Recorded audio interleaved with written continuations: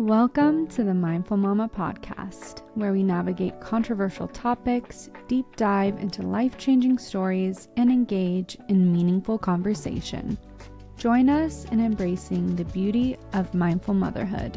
I'm your host, Corinne Adele. Welcome back to the Mindful Mama podcast. Today I have a very exciting in-person guest.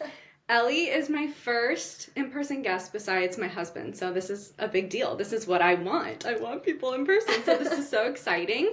So I actually know Ellie because she is the, what would you call yourself, front desk lady? Yeah, assistant, receptionist, baby holder. Yes, I mean, you've held my babies at the chiropractor, so that's how I know her, but she also has social media, and she shares her life after infant loss online. So, go ahead and introduce yourself. Okay.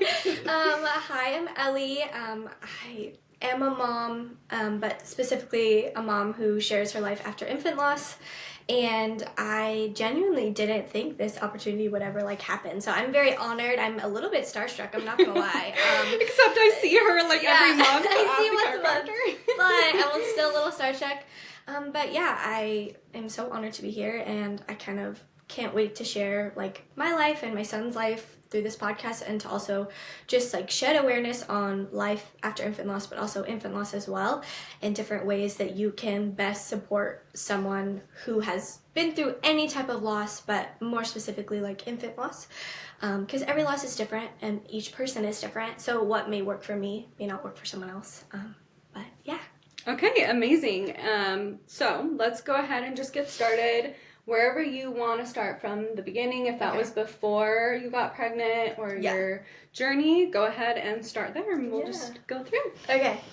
So I feel starting with the fact that I am a young mom is important, because I feel motherhood is a huge deal, but it's also something that I feel is growing into a younger population thing. I'm a little bit on the younger side, and so I met my husband through church, and we got married very quickly, and we got pregnant with our son a month or two after we got married. And so our first year of life was really just growing together, growing a human together, and just kind of setting up our life as, new parents, especially young parents. We were very excited. I read all the books and all the things, and probably had too much stuff on my baby registry and junk you didn't need.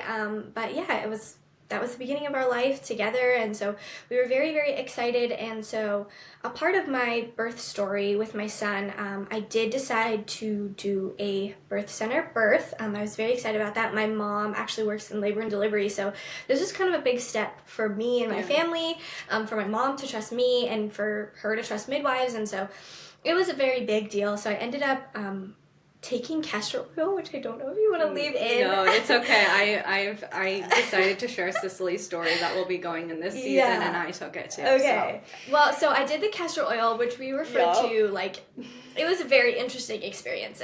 My body reacted poorly and greatly. I literally got hemorrhoids in one day because that's how much I was pooping. I puked and pooped everywhere. Yep. Lovely way to start labor, right? I was at that point, I was well, I probably won't poop on the table. At that point, that was the only thing positive that made it worthwhile. I was okay, I might not poop in front of a bunch of people. But anyway, so I did the castor oil. I went into labor. My water had broken, which I'm learning now is not a thing that happens for everyone. So it started, your water broke first? Yes. Okay. So I took the castor oil, and then I went to bed and had some contractions around 3 a.m., and then I stood up, and it just everywhere, which I didn't know was a non-universal thing. I just thought because that's what they show in the movies. Yes, you had a movie star. Yeah, I genuinely was my water broke. Calling all the midwives. We're going to the birth center, so we went. I labored all day long. Nothing changed. They sent me home, took the castor oil again, which was my biggest mistake, because the first time I took it with liquid IV, and that was what saved me the first time. Okay. Did you mix it, or how did you do it? No, I just did it separate. So you took a shot of it? Yeah, I did this. I think I did the smoothie. Oh, you did the smoothie. Mm-hmm. That's what I did. The smoothie, and then I did the liquid IV, and oh my gosh! But the second time I did it was horrible. And my second time was worse, it was so much worse. My poor mom, she left. I eventually did get transferred to the hospital, so I should say that. But my mom left the hospital and went home in San sanitized my entire home because that's how much I was like puking and pooping everywhere. Don't take castor oil. No, don't do it. It's not worth it. You can go to 42 in some odd days. Your baby will come, I promise. You do not need to take it. No. So anyway, went back to the birth center after taking castor oil. Contractions picked up again, and then they dissipated in the evening, and so I was admitted to the hospital. I went there, got an epidural, did all the things. I did have my son naturally because I was in labor for about 63 hours. Wow. Did they put you on Pitocin at all? Or I think so. I think I did take Pitocin because my contractions were irregular. So that's probably right. So probably. And so yeah, I had the epidural and then had my son naturally, thank the Lord.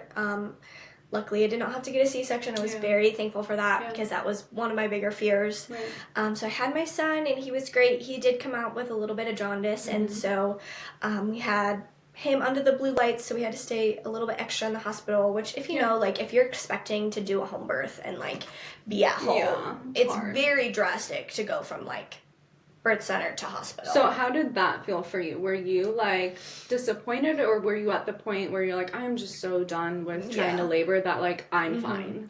I think I just more like I was irritated and I was upset that like this picture of birth that I'd had in my head was not happening, but I also at that point had just like surrendered to whatever was going to happen. Okay. So unfortunately I was a little underprepared because I wasn't expecting to stay in the hospital or be there for that long. I was there for like 3 extra days. Oh wow. So I did not expect to even be there at all. Yeah. So I was very underprepared with the things that I packed, but, you know, it's whatever. Yeah. Hopefully my next birth will either be at home or at a birth center, and it'll be a little bit better.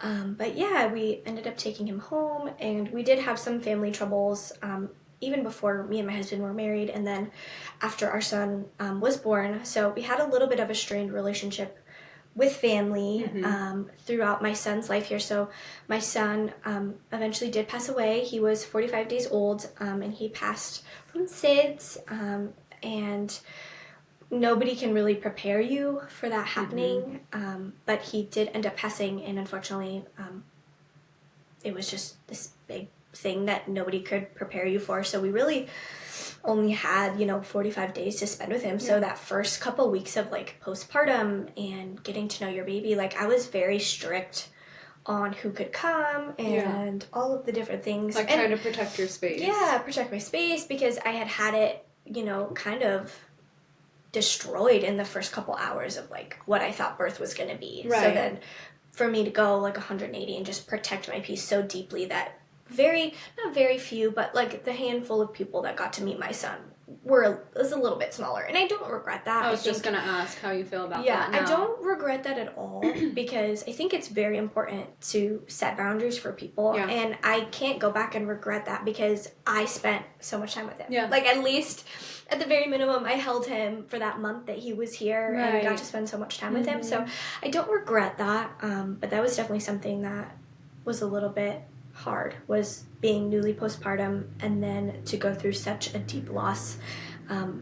I didn't know what to do with my body at that point. I was still bleeding. I was still figuring out what breastfeeding was, and after he had gone, my body started to even produce like the almost clear milk because they knew that he was like my body knew he was dehydrated. Oh my gosh. So and he had been away for so long. So I didn't pump. I didn't that is crazy. I know. Our bodies are insane. Absolutely amazing. And so I never thought anything of it, but I think I pumped once, just like the initial day that he had passed because it was just so much and it was so painful, and that was never something that like. First of all, infant loss. Didn't even think could happen to me. Didn't know. And I don't want to butcher this statistic. I think it is 1 in 4, but I could be wrong.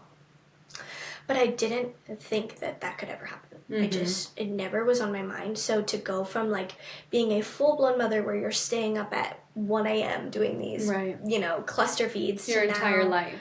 Oh my gosh. Just flipped to baby. Yeah. Like 9 months essentially, 10 months building this baby, growing this life. 1 month of having him, and then now it's been 2 years since he's passed. So he'll be 3 this August. So it's so crazy just to even think like that used to be my life. Right. To now. Because it feels like a blip, I'm sure. Literally like gone. Yeah. So yeah, I didn't pump, just kind of let my body naturally like just do its thing, which was so hard. And, after he passed, we did have a memorial for him, and I chose to call it a memorial rather than a funeral. I think I wanted there just to be some, less heaviness, essentially. Yeah. Just because it's just a heavy day, and I was already feeling, sad. So I asked everyone to wear white, which is so important to me, and everyone was so kind to just, give me what I needed. I don't think anyone would tell a grieving mother no. I would honestly. But yeah, people were so kind, and so many people showed up and just loved on me that day. And nobody talks about how the couple days before, the in-between where you've lost someone, but before the funeral or memorial, it's not joyful, but it's okay. It's painful and it's hard, but you're okay because everyone's surrounding you, everyone's loving on you, everyone's bringing you food, all these different things. And then it's this weird shift where as soon as the memorial is done and over, it's gone. People forget and they just move on. Yeah, and so it's just crazy because I think people think the hardest part would genuinely be the in-between. But honestly, once the memorial's done, once that person or baby is in the ground, that's when it becomes real. Oh my gosh, this is my life now. And so it was a very hard reality to go to when, you're surrounded by people. And that's one of the reasons why I want to share my story is because I want to show people proper ways, not proper, because there's no proper way, right, but helpful ways to help someone grieve and thoughtful things that you can do for someone. Because I know it's so rare, one, and two, nobody knows what to say. Right, it's tricky. Yeah. Because they don't want to overstep. But I have found when I went through my miscarriages that people just wouldn't say anything because they didn't know what to say. And I felt like that was more hurtful. It was. Because I'm you can't figure out even just a text to say, hey, thinking about you or whatever. I think on some level too, it's it feels like they're not acknowledging your baby and what you went through. Because it's oh, we don't want to talk about it because it's so taboo. When in reality, it's not. It's a part of your story. It's who you are. And so I feel like that's a big reason of why I wanted to share is just because I don't want it to be such a taboo thing that we shame women and we put them in this corner where they can't talk about it and they can't cope, and then, it leads to different depressions. Because I definitely, I was at that point. I've never been someone who has ever dealt with depression, and that's all to the glory of God. He's definitely been with me through everything. But yeah, some people, they just get hit with depression, and it's so unfair.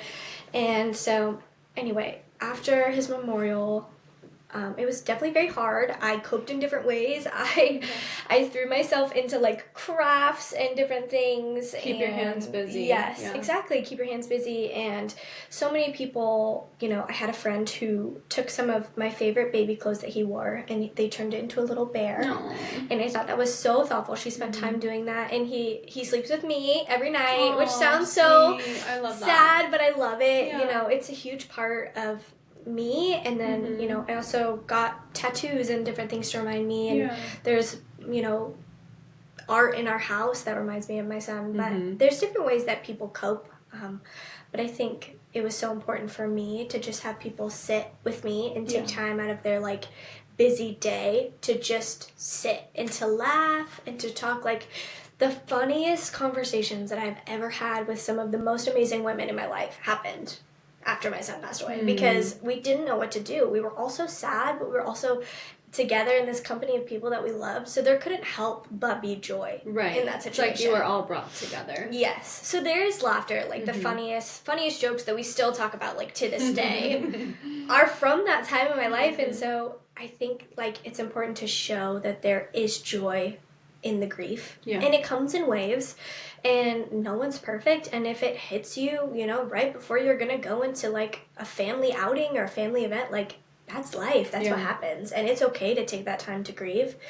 But yeah, after he passed, we took a lot of time together, me and my husband, to really just grieve. So he passed away on a certain day in the month, and then mine and my husband's like first year wedding anniversary was the day after. Wow. So he passed away like the day before our first year wedding anniversary.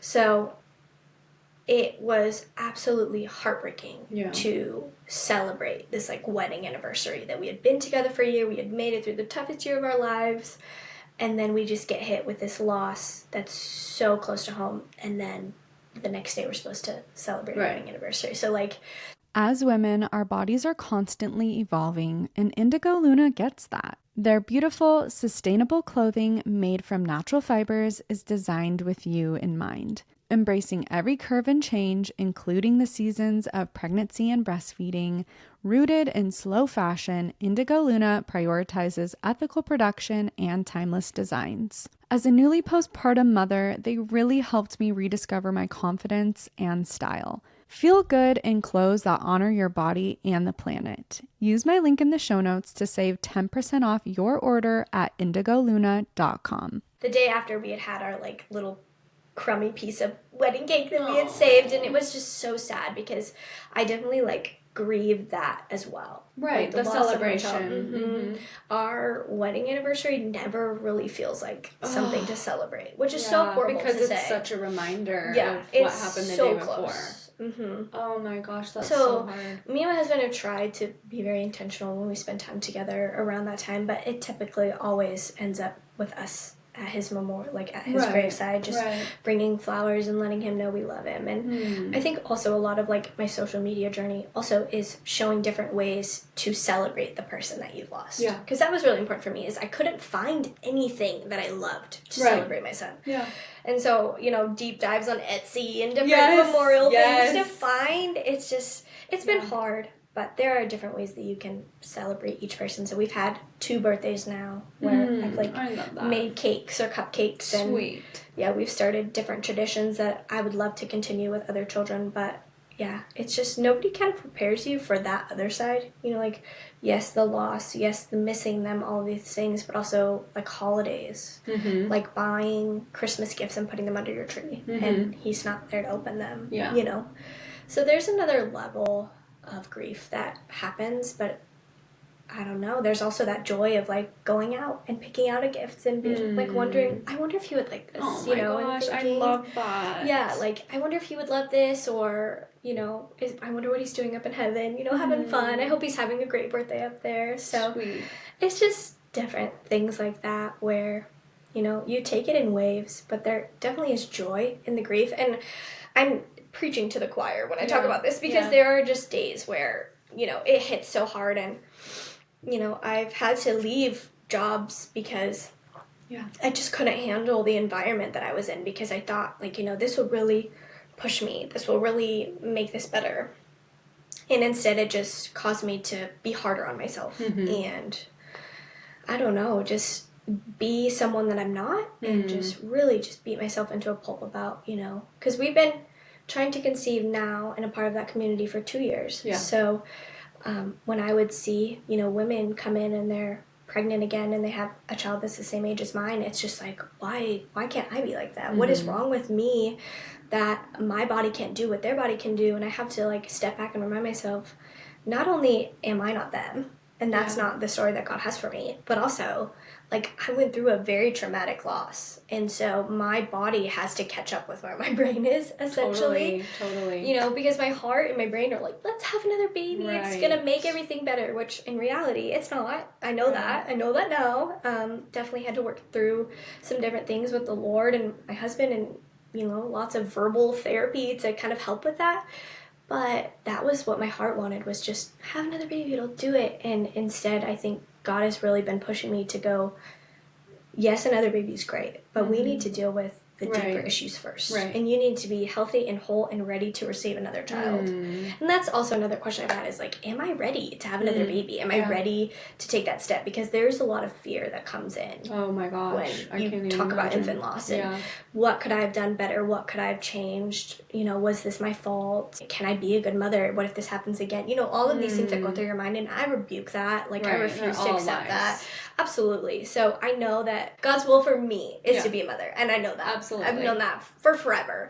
And it's even more solidified now because, I had a little bit of the taste of what a mother is like and in motherhood and that wonderful journey that you get to go on. And so I think, if anything, also it's taught me that, I need to savor, because I wish I would have savored, those. Took more pictures, Yeah, took more videos. Exactly. That is one thing I tell every single first-time mom when they ask me, what are your tips? I'm like, first tip, take 1,000 photos every day, please. So many photos. I think I have a photo of him every single day. Oh, good. Every single day that he was here. Yeah. I will say, I wish I would have taken more videos. Yes. That's the one thing. Yeah. Because for me, this is going to sound so, sad. I'm okay, I promise. I watch those videos because he's real. Yeah. Oh, he's moving. Absolutely. He's babbling. He's doing all of these things. Right. So he's real. In a picture, it's a little bit harder. Right. And there are definite days where my brain gaslets me and it's like, did that really happen? Wow. And I'm like, yes, it happened. Wow. I have a baby. He's in heaven, yes. but he's with me. He's on my body. He's tattooed. He's I firmly believe his name is tattooed on my heart, on the inside of my heart, because I know he's real. So I have to go through all of those mental things too. And I think that's important to talk about, is you're not alone, and don't let the depression, don't let the pit that you've crawled into stay there, because I firmly believe that I felt like I didn't have a testimony before this, and God gave me a huge testimony, and I wanted to stay in that pit. I wanted to stay alone and sad and disappointed and frustrated and all of these things. And sometimes it feels comforting, weirdly enough. Yeah. Oh, being so true. Depressed and sad and grieving and even crying all day long. Yeah. Sometimes that is comforting. Mm-hmm. And you just want to be there. Yeah. I don't want to go anywhere. I just want to stay in my little hole, in my sweatpants, in my tear-stained t-shirt. Yeah. But I firmly believe that God has called people for more. Right. And there is a time and place for mourning. There is. The Bible talks about it. You get your sackcloth, you get your ashes, and you mourn. But there's also a time for you to rise up and continue what God has asked you to do. And I firmly believe that that's motherhood for me. I also, have been raised in the church, and so that's a huge part of my life, because I genuinely don't think I would be here without the Lord. He's the only thing that has got me through. I always wonder how people handle life things like this without a relationship. I have no idea. My marriage, my relationship with my family, 100% is from God. I mean, it breaks people. Absolutely. It breaks marriages. It breaks relationships. Yeah. And it's God is the glue to Absolutely. That. Absolutely. I had people sit me down and be like, if you get a divorce, it's okay. And I was like, first of all, I don't need that kind of energy, but all right. I appreciate, thank you. Thank you for being here. There's a lot of marriages that do end because of child loss, infant loss. Absolutely. Because that is something that, you either get heated up and you break. Right. Or you come closer together. Right. And so I understood the sentiment when people would say that. But for me, it was why would I want to do that when my husband is the one person who I have this connection with, who made this beautiful child with me, right? And then create more trauma and brokenness. Yes, absolutely. In the situation. I don't know. That's not my story to walk out, but I definitely wouldn't be here without the grace of God, and that was definitely hard too. I was definitely angry at God, and I know that He's not the one who took my son away, because I refuse to say that, but also I'm not giving that authority to the devil and being you took my son away. Right. I think God had a plan for him, and whatever that plan is, I will find out when I get there. Yeah. But I will ask 100 questions, and I will have 100 why did this happen, but I know that His plan for me is good, and it doesn't always feel like that. And I was definitely mad at God for a long time, but He's shown me His grace and His mercy, and He's given me opportunities to speak to others, and I think that's why I did this. I was so afraid and intimidated, and I felt so under, qualified, because, what do I have to say to mothers who are seasoned and have multiple children and have been through, these hard breastfeeding journeys and different things, birth and all of these things, these wonderful women who've just been through the ringer. What do I have to offer them? And at the end of the day, I really don't have anything but what God has given me. And so that's what I'm offering, that. And it's huge. Yeah. Let that be known. It is huge. Yeah. No. It's huge. It's not nothing, but it's what I have, and I'm offering it, because I think it's important to show that there is life after a loss. Because along with, like, not feeling qualified, I just felt like, you know, if I didn't have any children, why would I want to be on social media talking about motherhood if I really only had, like, a month under my belt? And I just remember feeling like, you know what?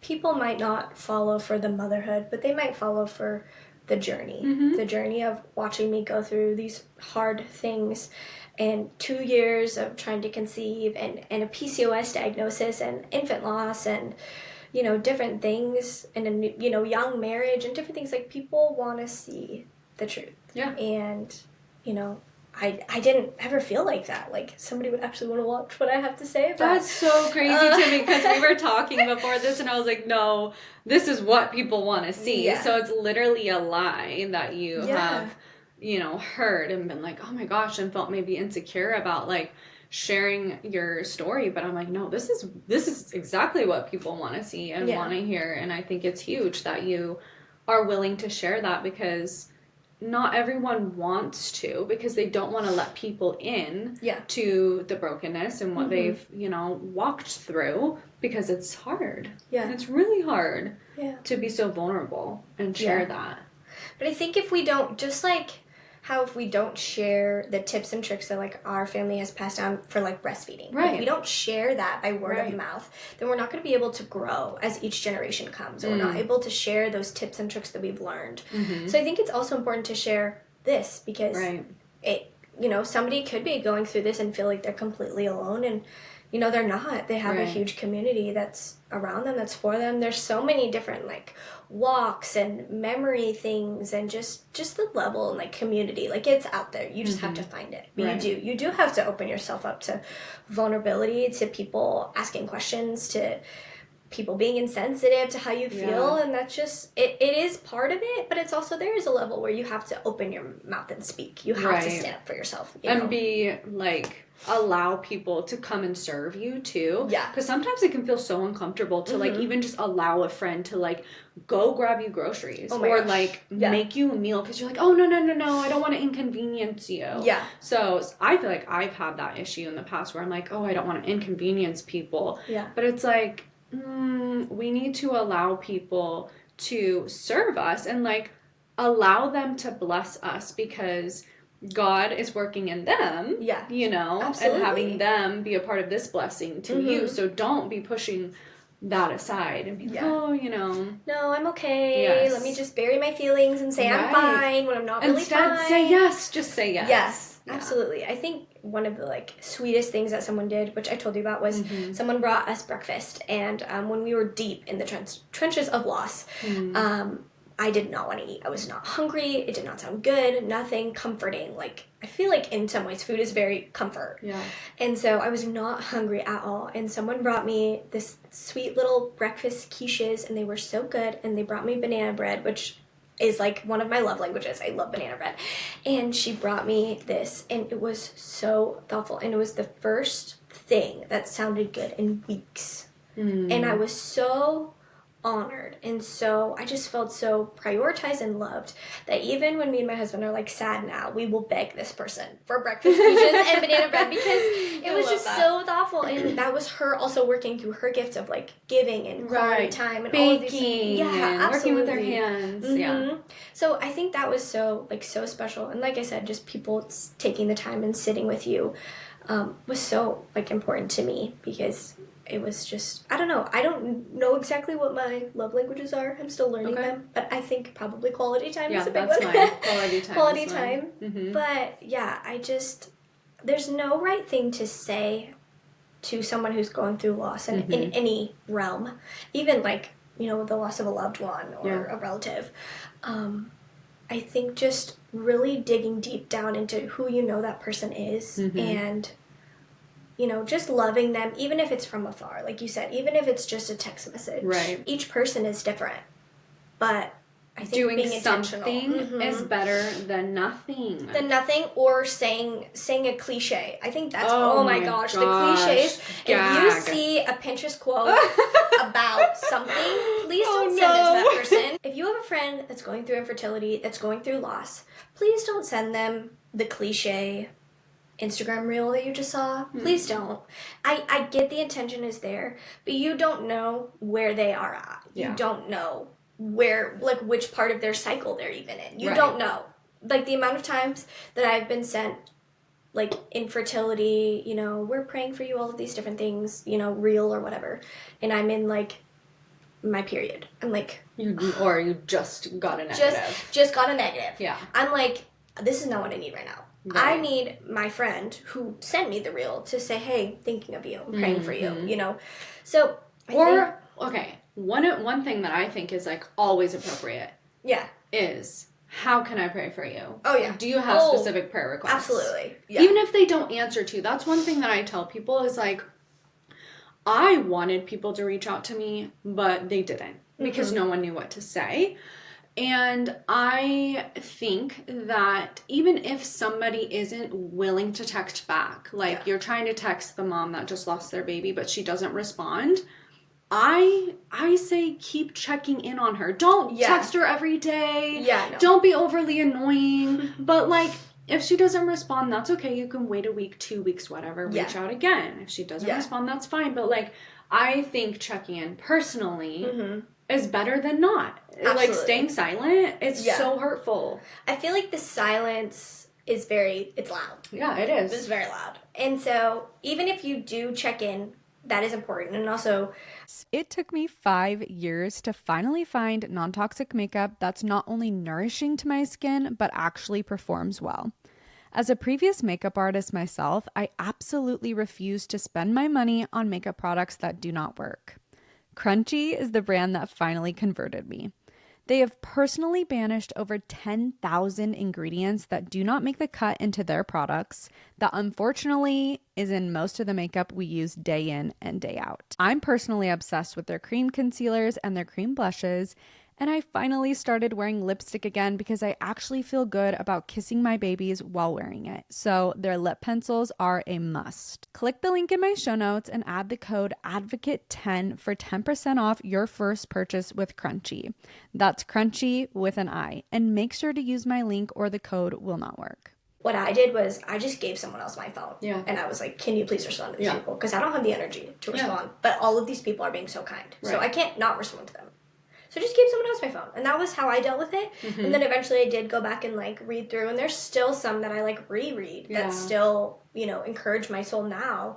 But I think it is important to not let the silence also silence you. Like, the loss, don't let it silence you. Don't let it keep you from saying the thing that either the Holy Spirit has put on your heart or what you truly want to say to this person. Like, don't let that stop you, because you have no idea how much that text or, you know, video or whatever, that intentional time that you're spending with someone affects them. Because I still think back to, like, times when people spend time with me, and I will text them and be like, hey, remember that one time when you spent time with me? Like, that was the most amazing thing ever, and I still think about it, and I love you, you know? So I wouldn't hesitate to reach out, but I would be careful about the level at which you send people things, especially on social media, because I know people's intentions are there, but sometimes that person struggling with loss or infertility doesn't necessarily always need that Instagram reel or that video, that TikTok. Those are more so meant to be relatable for people scrolling, not necessarily something that you want to send somebody else. Yes. Unless you know that they would appreciate it. Unless you know them. Like, deep down, if you know that person, don't let me stop you. Yeah. But I think also, this is a big thing for me, and what I'm dealing with right now is don't forget that friend who's in the infertility trenches. Because I've had so many friends around me deal with miscarriages or just a little bit, like, delayed on timeline on getting pregnant. Right. And so they'll reach out to me about questions and different things, and I'll give them my opinion and all this other stuff, and we just genuinely have a connection. I'm like, oh my gosh, I really needed this friend in this moment right now. And then they get pregnant. And then they either choose not to tell me, or they just forget about that I exist completely, and I'm still, like, you know, like, back here, and they're up here in this race.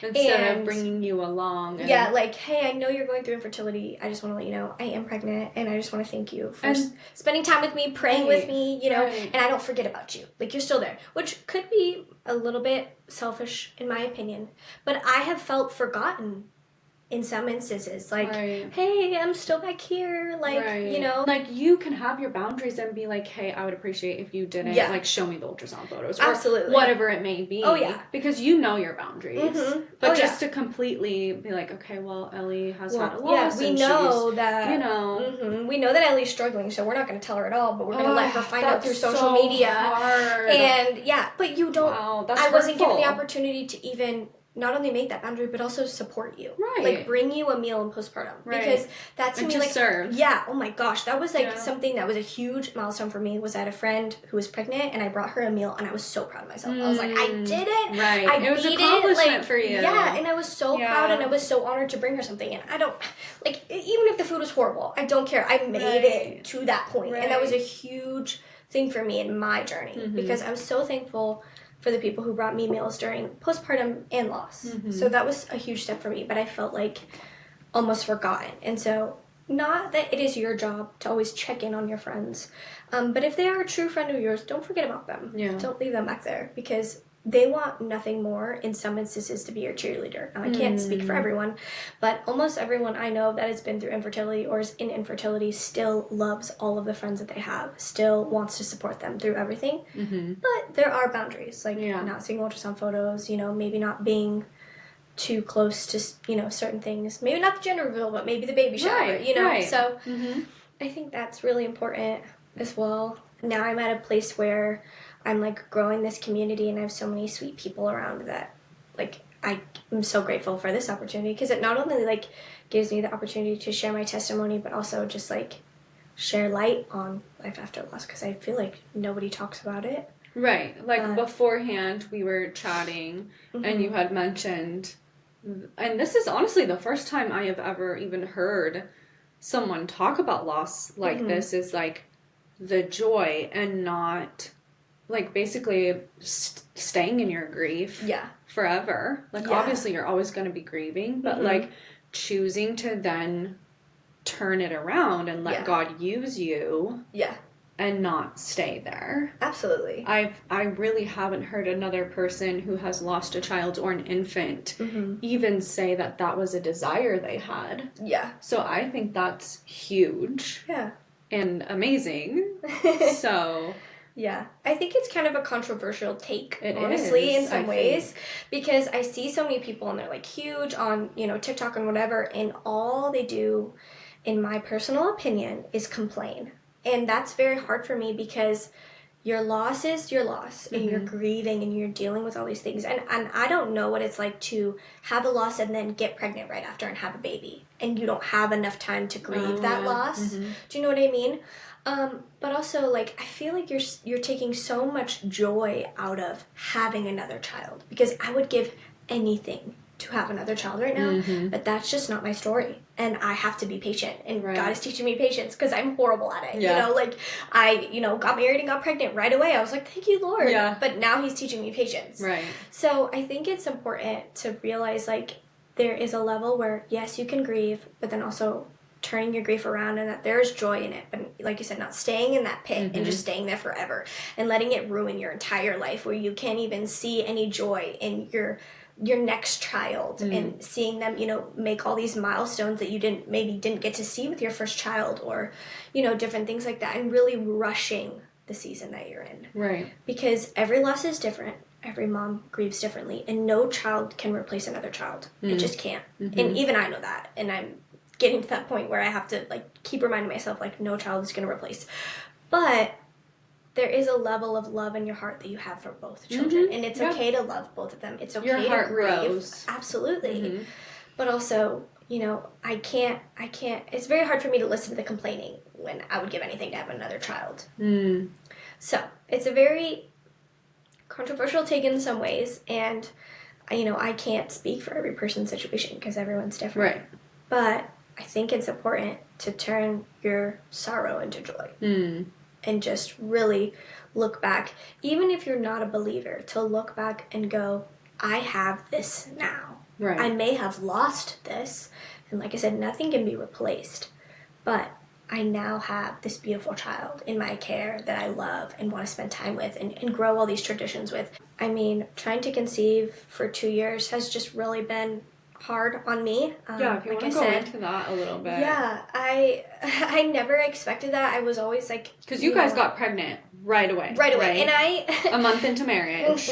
Yeah. Right away. Which I was not expecting So to how get did you pregnant. feel when you got your positive? Oh, I was so surprised. Okay. I didn't even... I found out super late. I think I was like 5 weeks. Yeah. And the only reason I took a pregnancy test is because I was like, oh, I should take a pregnancy test, like prompted. Like, I didn't even know my period was late. I didn't even know. I wasn't paying attention. I was just, newly married. I had a new job. I was just not focusing on getting pregnant. And like the first month we were trying. Okay. I didn't get pregnant. And I was like, okay, Lord, like I trust you. Your timing, whatever you want from me, great. And then I just kind of moved on. Yeah. And then didn't revisit that until I had this blazing positive test in front of me. And I was like, oh my gosh, like I didn't, like I know people think all the time. It was like I'm infertile or whatever, Right. and then they get pregnant and they're like, Right. oh, just kidding, I wasn't. I don't know why I thought that. I genuinely thought that. I was like, I can't have a baby. Like, what? That's crazy. Oh my gosh. And then crazy pregnancy test, and then it was like a month after we got married, and we were thrown into it pretty quickly, which it's whatever. It's what God's plan was. I'm not gonna be like, oh God, why'd you do this? He had a plan. But I never expected to get hit with, like, secondary infertility. Right, and this is a really important subject to talk about because there are, I feel like there's not much spoken about when it comes to secondary infertility. Yeah. Like, I think I only follow one creator besides you. Her name's Caitlin O'Neill, who has gone through secondary infertility. I don't know a whole lot of people. I know a couple, but yeah, no, I don't know a whole lot. And it's kind of...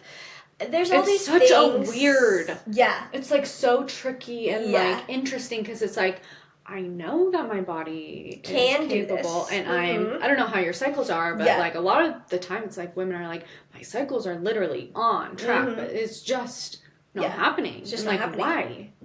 Yeah. Yeah, the amount of, like, question marks that are in the secondary infertility is, like, crazy because we don't know what's going on. Right. I, thankfully... got a positive PCOS diagnosis recently, so we pushed really hard for that, but I went to the OB, I did an internal ultrasound, and they told me, you don't have PCOS. And I was like, okay, I don't have PCOS. I don't have the, ovaries, I don't have, like the cysts on the ovaries, I don't have any of the fibroids, I don't have any of that. So do you have painful periods or... I don't have, like, super painful periods. Sometimes they're irregular. Okay. If, like, supposedly your period is not supposed to be irregular or like painful. Right. It's supposed to not be. Right. So I've gone my entire life, which I know now, but like once in the summer, once in the winter. That was me in high school. Really? Once in the summer, once in the winter. I was super active in sports. I didn't really eat a ton. Yeah. So weight sometimes can have a really big impact. So it was very weird. I feel like I got my period late compared to everyone else, and then I just had it once in the summer, once in the winter. Funny enough, like when me and my husband started dating, my cycle started to regulate, and then I was on like a protocol from my naturopath just to take some vitamins that are good for me. We don't get enough sun here, so everyone's supposed to be taking vitamin D. Gray skies right now. Yes, get me out of here. I was on just the regular omegas and different things, and so I was very surprised when we got pregnant. And so in my mind, like, once my son had passed, I just needed, to exercise again and then take all those vitamins and everything would be fine. You'd be pregnant. And then, like, 6 months went by and we were pregnant. And I was like, okay, well, that's a little weird. That's not happening. Me and my husband are both young, healthy, fit. We're on the crunchier side of things. Non-toxic journey. Very much non-toxic. Yeah. Don't eat a ton of fast food. We're not great about it. Yeah. 80-20. We dabble. 80-20. Yes, exactly. We dabble. We're getting better. But, just things like that. And so a year went by, went to my OB. We did a bunch of tests, did the internal ultrasound, nothing. So it's like, okay, I'm not really sure what's going on now. Do you take ovulation tests every month to confirm your ovulation? So I was, but I wasn't getting a positive ovulation. I thought it was, but it wasn't positive. Okay. So that was a year, and then about 6 months after, so like a year and a half, I was like, okay, let's revisit this ovulation test thing. And so I started tracking it, wasn't getting a positive. Reached out to my aunt who's a naturopath, and she's like, let's do a Dutch test. We do a Dutch test. Yeah. Super, super long process. Yeah. Crazy amounts of money and just insane. They're crazy, yeah. Which I wish I would have known. Like, if you're having a hard time conceiving, please do the Dutch test because it just tells you so many things about your body that you didn't know. So have you done a hair tissue mineral analysis test? I haven't done. Well? I've done hair. Okay. For like DNA, vitamin related things. Yeah, you literally. I think you just like what? Do you cut hair or something? Yeah, just hair. I've done swabs. Okay. But the Dutch test is pee. So is it? Yeah. Okay. So I did that, and I found out that my body was in a pre-menopausal state as a 22-year-old. Insane. Didn't even know my body could do that. Didn't even know. Oh so my I'm gosh. like functioning as a older woman in my body. What? Not getting pregnant, no wonder. And also my progesterone was so low that I had no idea how I was functioning, even like emotionally. It was crazy. Not making any of the happy hormone. Wow. I have no idea how I'm like walking around. Like it Oh was crazy. So I did a bunch of tests, got successfully diagnosed with PCOS. Yeah. I don't have the cysts, but I do have the hormonal praise the Lord side. for that because yeah, my mom had the like exploding one, like they would literally burst and stuff, and she said those are more painful than childbirth. Really? Yeah. I'm horrible. Praise the Lord. Yes. You know. But I do have the hormonal side. Which is very tricky because, like, when you have, like, endometriosis and fibroids and stuff, like, a lot of the time that can be remedied. Yeah. Like, they can go in there and, like, scrape it things out and then you can try after that. Yeah. So, in some sense, yours could be trickier. Yeah, very tricky because we're refusing, well, not refusing. If that's the path that the Lord wants us to go on, we will do the medication and whatever the Lord asks. Right. But right now, we are trying to heal and naturally balance my hormones holistically. Yes. And so that is a journey in itself, you know, because I can't help but feel on a daily basis, like, if I just took Clomid. Right. And you drop an egg. And I drop an egg and I would ovulate and then I could get pregnant. But the best, like, advice that my aunt gave me was, why would you want to bring a baby into a body that's already stressed out and just crazy imbalanced? This is one thing that is so controversial, and I know people are going to give me hate for, but a lot of fertility medications and going to the big fertility. Yeah. Our skin is our biggest organ, which means it absorbs all of the toxins we are exposing ourselves to every day. Because of this, I'm very mindful about the skincare and body care I use for myself. Osea formulates their skincare with seaweed because it's a superfood rich in vitamins, minerals, and nutrients. Different species of seaweed can provide a myriad of benefits, including anti-aging and moisturization. They source their seaweed from different places around the world based on its high mineral content and combines it with other naturally derived ingredients. Use my code Corinne10 for 10% off or see the link in my show notes. Is terrible in a sense because, like you said, you're just forcing your body to do what it does not feel safe to do. Yeah. And, like, yes, it's easier, like you said. Oh, like, absolutely. oh my gosh, I wish I could just take some Clomid. Yeah. I mean, you could. But truly, it's like when you are not ovulating regularly and you don't have a regular cycle, it's because something is happening inside of your body where it doesn't feel safe enough to carry a baby. And why would you, like you said, want to carry a baby when your body, it's literally a Band-Aid where they're like, no, we're going to force it. We're going to inject you with all of these things. We're going to give you these hormones and force you to get pregnant. And it's like, yes, a lot of women end up having healthy pregnancies and babies after that, but I really would love to know the research that's going to come out down the line of side effects of Clomid. Absolutely. And, like, who knows? Like, what, it could cause you to have cancer in the future. Like, we don't know what these things we're injecting in. Like, so many people go through down that route now, which I get it. I get it. But at what cost? Yeah. At what cost? Absolutely. I also have this, like, I'm gonna do it. So I refuse to, like, accept the fact that my body cannot do it. Because my body's done it before. Right. And I speak life over it and it's gonna do it again. But also, I want that victory. I want that personal victory of knowing, like, not only did God, but we healed my body on my own. Yeah. So, you know, I don't want the Band-Aid cure, but there has been times where I'm like, I've been 2 years on this journey, and the thought of, like, just popping a Clomid and just calling it a day and maybe getting get pregnant. twins, because Clomid will give you twins sometimes. But, like, that's the Band-Aid, and so just trying to heal. Well, this is part of your patient's journey that God has put you on, and you are holding fast. You're like, I'm in it. Yeah, we're definitely in it. I have some great family that has been very supportive of my decision no matter what. But yeah, just trying to heal it holistically, which is, again, it's kind of an unpopular opinion in itself. It is. It's huge because we live in a society that wants things immediately. Absolutely. I mean, look at what it has turned into. Like, you don't even have to go grocery shopping anymore. Yeah. You can just go pick it up. Yeah. Like, yeah. You don't have to go to Blockbuster to pick up a movie anymore. You can put it on your TV immediately. Yeah. Like, everything is instant it's gratification. literally instant. It's to the point where our brains don't even know how to wait. Very true. Like, we don't have the capacity. Like, it's been taken from us. Yeah. So, some people may look at your story and be like, oh my gosh, she's crazy. Yeah, you're crazy. Why have you not done the thing that everyone thinks you should do already? Or, Right. you know, yeah.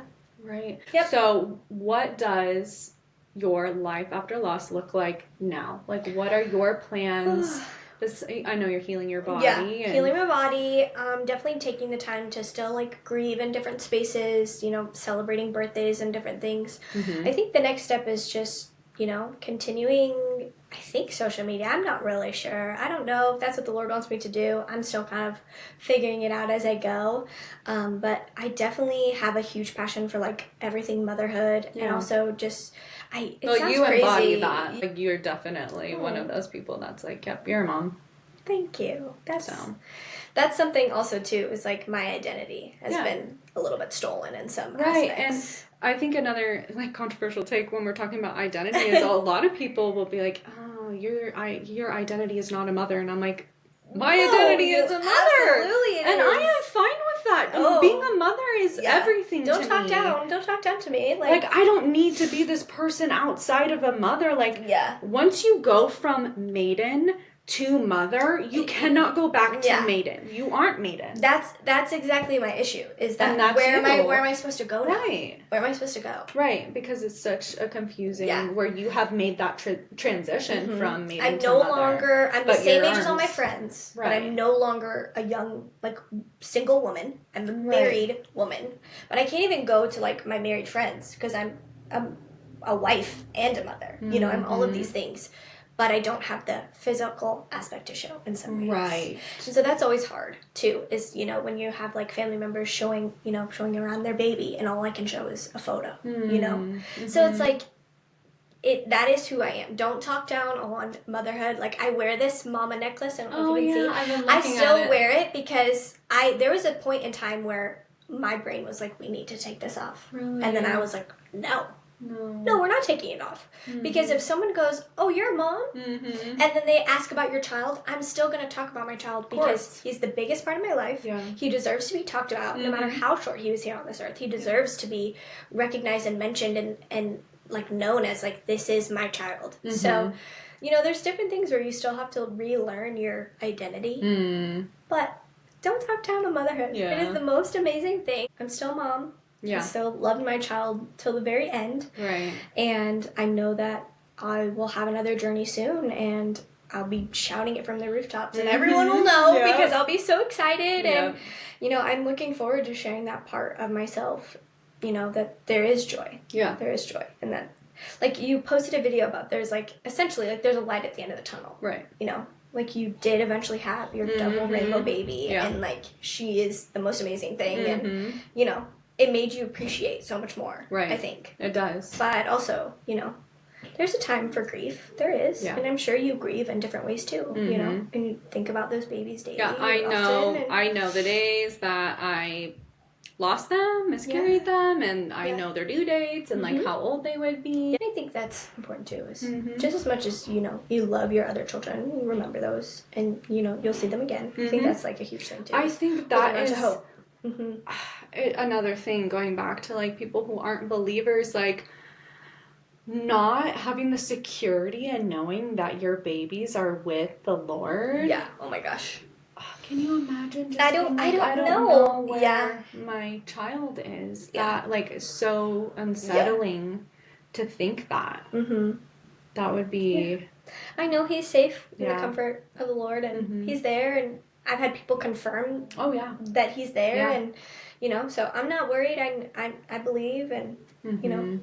I know that, like, even in my selfishness where I wish he was here, Right. I know he's so much better up Oh there. my gosh. And in some instances would rather be up there. Right. So that's how I think for me, but it's Yeah. alright. But that he's there. Yeah. And he's taken care of, and he's loved, and he's, gonna send me his next sibling, and I'm gonna tell them all about him. Right. And continue all of these, like, amazing traditions that we've started together. And I think also a big thing is me and my husband found each other again. Mm-hmm. Like, we found this relationship that we could grow. And it wasn't easy. It wasn't fun sometimes. And it's still rocky. And he still has days where, he comes home and he's sad because his coworker asked if he had any kids. It's just, we take it day by day. But we have that comfort in each other. And I'm so grateful that we made it through, because not everyone can say that. Mm-hmm. And I don't take that lightly. Like, that is a big deal. That's a massive accomplishment. Mm-hmm.